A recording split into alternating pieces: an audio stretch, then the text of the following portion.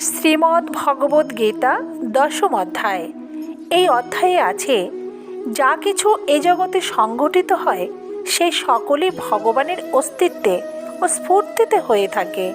সকলেরই উৎপাদক ও সঞ্চালক একমাত্র ভগবান।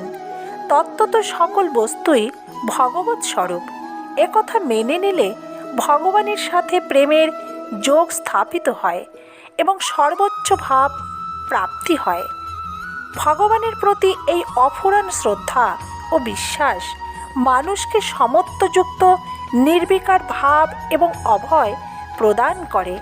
ভক্তিযুক্ত মানুষ ভগবানের শরণাগত হয়ে তার ভজনায় লিপ্ত থাকেন।